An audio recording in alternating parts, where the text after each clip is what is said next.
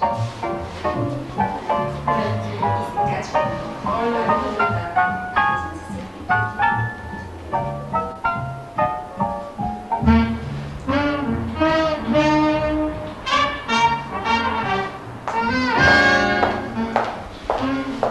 как мога да ви помогна? Само гледам.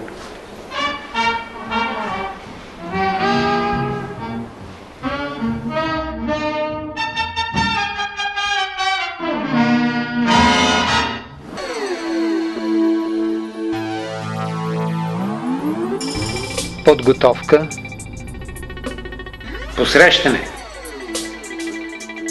Откриване. Профилиране. Демонстрация. Затваряне. Изпращане. Ето, да се върнем назад. Не, още по-назад. Подгответе се.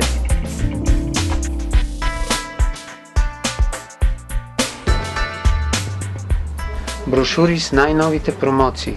Приложение 1. Сравнение с други мобилни оператори. Тарифа на Global с телефон и адреса на магазина отдолу. Калкулатор. Химикалка. Договори, подготвени на бюрата.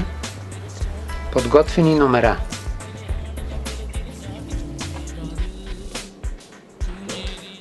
Погледнете го. Поздравете! Добър ден! Задавайте точните въпроси. Спряхте ли се на нещо конкретно? Не, аз просто гледам. Нека да ви бъда полезна. Лично за вас ли се интересувате? Да, за мен. Карта или карта с телефон? И двете. Аз телефон вече си избрах, ето този. Чудесен избор. Нека тогава първо поговорим за картата. Кое е определящо за избора ви, цената или нещо друго? Цената най-вече. С каква карта сте в момента? С Телемоп съм. Предплатената им услуга или абонаментен план? Абонаментен план. На какъв абонаментен план сте? 15 лева на месец и 40 минути безплатни.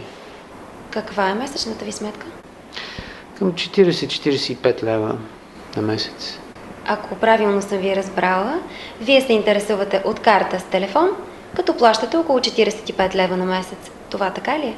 Да, така е.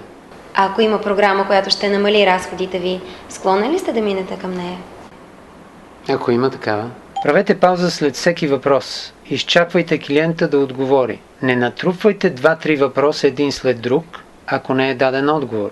Следете внимателно какво казва клиента. Следете и как го казва, за да можете да реагирате на време. Перефразирайте думите, които е казал клиента, за да сте сигурни, че сте го разбрали правилно.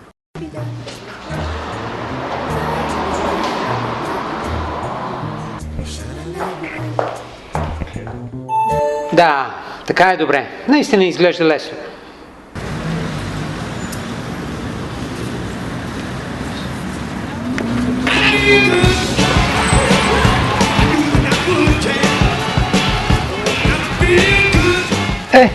Това е.